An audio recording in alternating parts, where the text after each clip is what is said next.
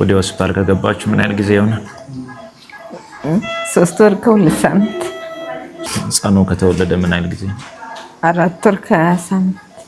ከተወለደ በአንደኛው ወሩ ነው ወደ ሆስፒታል የገባው? ምንድነው የሆነው? የልብ ኬዝ ነው? የልብ ኬዝ። ሐኪሞች ምን አሏችሁ?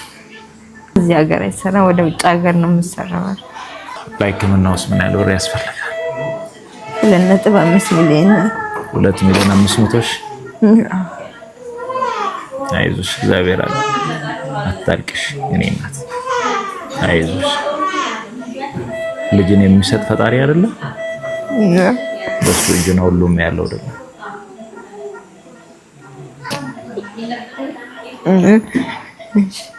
ባንክ አካውንት አላችሁ?